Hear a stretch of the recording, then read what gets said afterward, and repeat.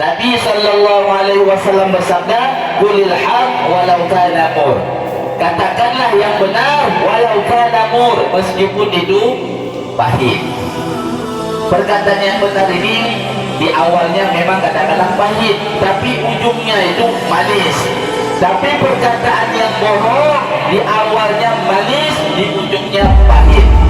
Orang yang berbohong dari awal, di tengah nanti bohong lagi, di akhir juga bohong, senantiasa bohong. Tapi orang yang jujur di awal jujur, di tengah jujur, insya Allah di akhir pun jujur. Yang dibenarkan kita berbohong hanya pada 3 perkara saja. Ini harus diingat, 3 perkara saja yang dibenarkan. Untuk mendamaikan orang yang sedang bertikai, untuk mendamaikan suami istri, dan ketiga, perang fi sabilillah. Yang lain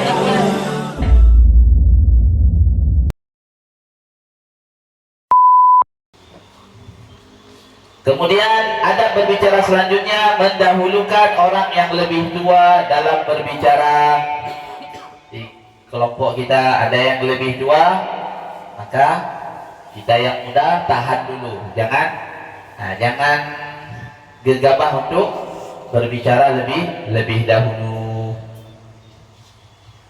Dahulukan yang lebih tua. Berdasarkan sabda Rasulullah kepada sahabatnya yang ingin memulai berbicara terlebih dahulu, akan tetapi di sampingnya terdapat rekannya yang lebih tua darinya, maka Nabi Shallallahu Alaihi Wasallam berkata kepadanya, "Kabbir, kabbir." Ya, dahulukan yang tua, yaitu yang tua umurnya. Ya, dulu waktu kita belajar dijelaskan juga, yang tua ilmunya juga harus kita dahulukan. Masya Allah. Adab selanjutnya, berbicara dengan baik dan lembut. Allah berfirman, "Wa qulu lin-nasi husna." Dan ucapkanlah kata-kata yang baik kepada manusia.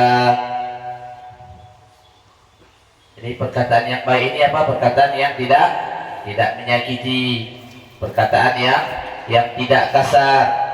Ini perkataan yang baik. Dan perkataan yang paling baik, Allah Subhanahu wa taala berfirman, "Wa man ahsanu qawlan mimman da'a ila Allah wa 'amila shalihan." Dan perkataan yang paling baik di sisi Allah yaitu perkataan untuk mengajak orang untuk taat kepada Allah, ngajak orang untuk beribadah kepada Allah, ngajak orang untuk menunaikan perintah Allah. Ini adalah perkataan yang paling baik.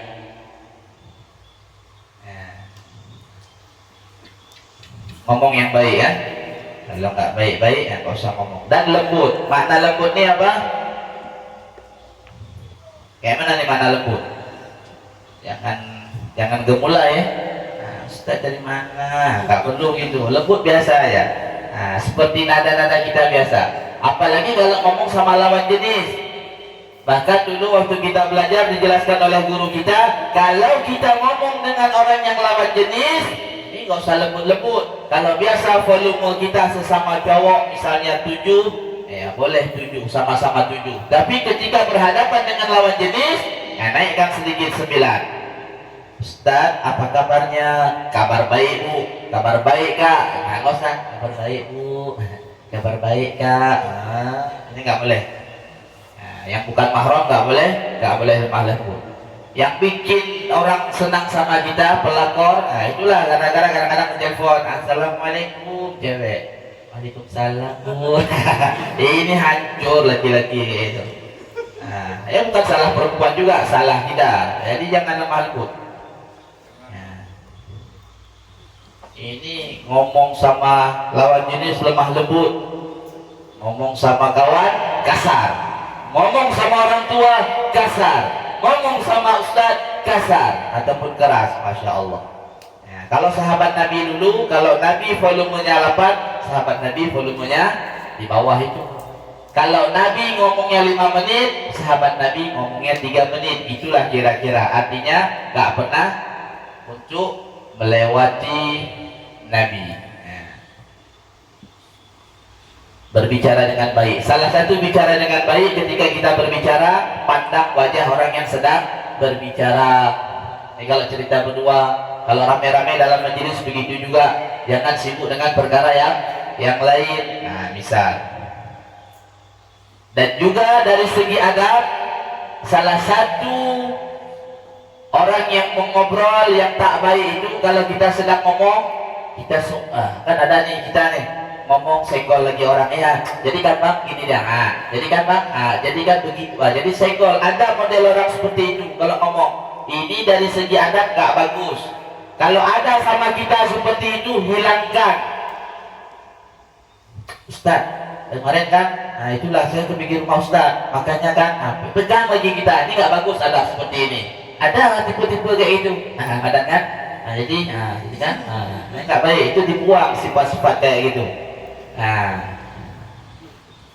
Dahsyat. Bahkan,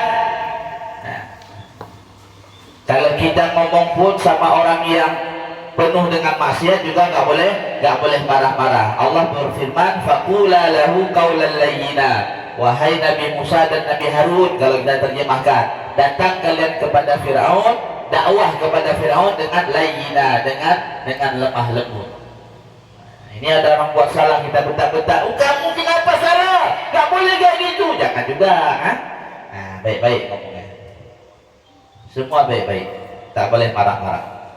Kemudian ada berbicara juga, menjauhi kata-kata yang kurang sopan, dan janganlah mencaci maki orang lain.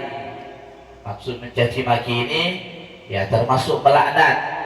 Hari ini kan kita kadang-kadang lihat ada orang yang buat gak betul, dasar dia laknatullah. Tak boleh. Jadi yang boleh kita laknat itu siapa?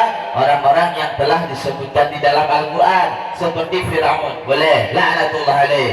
Qarun la'natullah alaih, Hammad la'natullah alaih. Tapi kok dibilang, siapa itu misalnya kan? Tak boleh bilang dasar dia itu la'natullah alaih, tak boleh. Bilang ke orang durhaka, tak boleh juga.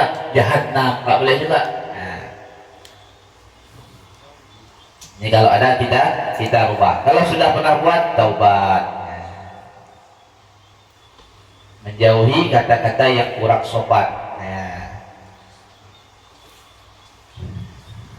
Termasuk kata-kata yang kurang sopan, misalnya gini, nggak mesti dalam pembicaraan, dalam membaca wirid juga terkadang. Dulu guru kita pernah sampaikan, kalau kita baca wirid ramai-ramai, ada yang pimpin nih, kita ini jangan mendahului suara orang yang memimpin wirid, misal.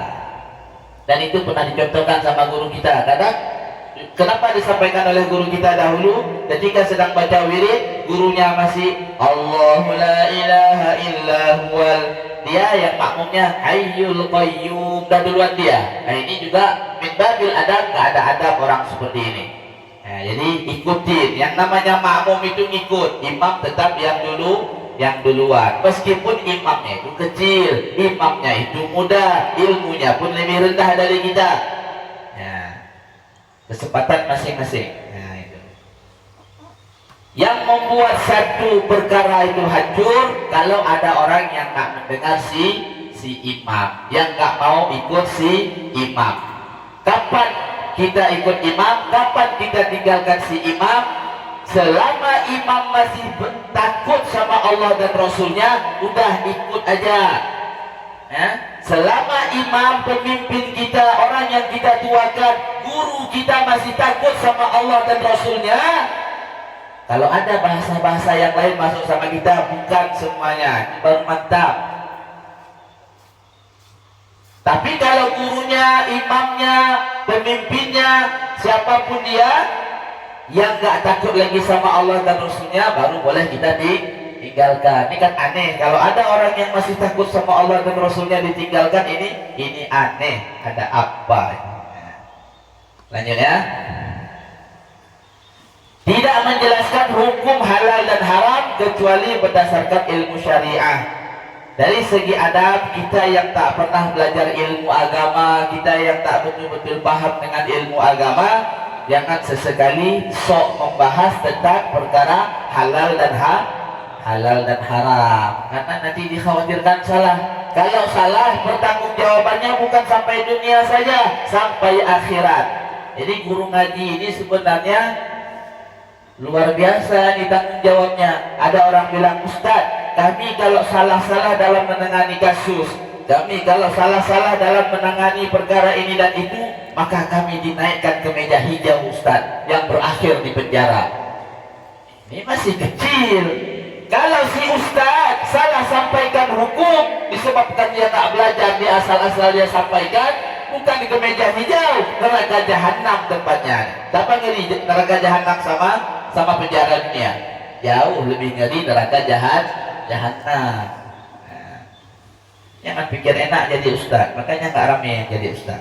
Yang ngomong ini pun bukan ustaz, salah manggil. Abang Murad salah manggil saya ustaz, bukan ustaz saya Abang Murad ya. Makanya saya panggil kadang-kadang Ustaz Murad juga. Kemudian tidak memotong pembicaraan orang lain. Kalau sedang ada pembicaraan, dengar dulu kawan yang sedang ngomong. Baik dia masih kecil ataupun ilmunya lebih rendah, dengar dulu. Sudah habis dia ngomong, sudah habis dia cerita, baru kita cerita. Makanya salah satu adab yang kurang bagus, kalau kita cerita dalam satu majelis, kita yang menguasai pembicaraan. Beda halnya dengan hari ini kan sedang kasih materi. Ini lagi ngopi sama-sama ceritanya, kan sering kita jumpai di lapangan. Ngopi sama-sama karena merasa badan yang lebih besar, pangkat lebih tinggi, ilmu lebih tinggi. Kadang-kadang saya tuki sering bayarin orang, nah yang lain jadi pendengar, dia yang ngomong aja, panjang kali lebar kali tinggi. Yang lain gak ada kesempatan, seolah-olah yang punya mulut itu dia aja, yang lain tak punya mulut, sehingga harus dengar dia ngomong. Ada nih tipe-tipe seperti ini, bukan tak ada. Nah kita minum setengah jam, mau bangkit duluan nggak berani, mungkin sedikit. Nah, kan kalau minum kopi kan gitu biasanya adat kita di Aceh kan. Nah siapa yang duluan bangun, dia duluan bayar. Kayaknya ngeri kalau duduk warung kopi, ya tak duduk di MBI. Lanjut ya. Nah, yang intinya tidak memotong pembicaraan orang lain. Jangan potong-potong pembicaraan orang lain, biarin ngomong. Ini orang lain belum habis ngomong, kita udah masuk bahas pembahasan kita, enggak bagus. Sabar. Makanya kenapa Allah Subhanahu wa taala ciptakan dua telinga, supaya kita lebih banyak mendengar. Dengar aja. Kemudian tidak berbicara bohong hanya untuk membuat orang tertawa. Di dalam kitab Tanbihul Ghafilin, jangankan cerita bohong sehingga orang lain tertawa, ini dilarang oleh agama. Orang yang gak cerita bohong pun untuk buat orang tertawa, ini juga gak boleh. Di dalam kitab Tanbihul Ghafilin dikatakan, orang yang sengaja buat orang lain tertawa, maka tempat yang layak bagi orang tersebut di dalam neraka. Itu ada di dalam kitab Tanbihul Ghafilin. Nah, apalagi yang bohong. Nah, lanjut. Ketika menerima telepon, ya ada berbicara juga. Maka yang lebih utama adalah tidak mengucapkan lafaz halo, akan tetapi mulailah dengan lafaz assalamualaikum. Nah, ini kan kita sering nih, gara-gara udah sekolah S1, S2, S3, ataupun sering ke Sabang sana, walaupun nggak S1, S2, S3, dapat telepon, ya selamat siang. Apa selamat siang? Siang memang udah selamat, yang belum selamat itu kita. Apa itu selamat siang ya?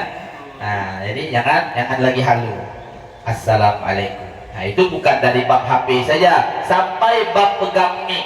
Ini mungkin terkadang sebagian kita nggak Allah kasih kesempatan pegang mic, sebagian kita dikasih kesempatan kasih tahu. Terutama sama diri kita, kalau pegang mic jangan tes lagi, tapi ucapkan Allah, Bismillah. Nah, ataupun kita sampaikan sama orang lain. Kalau kita seorang komandan, seorang bos, pimpinan, lebih enak lagi kita sampaikan kan. Bang Sulham sampaikan sama anak buahnya, jangan lagi tes. Makanya kalian nggak lewat tes kan, sombong makanya lewat kalian. Jangan tes.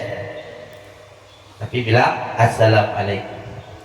Sebagaimana ulama menjelaskan di dalam mutiara syairnya, yang artinya jika sempurna akal pikiran seseorang, maka pastilah sedikit bicaranya, dan yakinlah atas kebodohan seseorang jika dia banyak berbicara. Jadi orang yang bijak itu, orang yang bijaksana, maka dia nggak banyak ngomong. Kalau dia ngomong, maka dia pikir dulu, dia kali-kali baru dia sampaikan. Tapi orang yang nggak bijak, orang yang bodoh, ini ngomong terus, setelah ngomong baru dipikir, oh iya ya, gak bagus saya ngomong seperti itu. Nah, ini.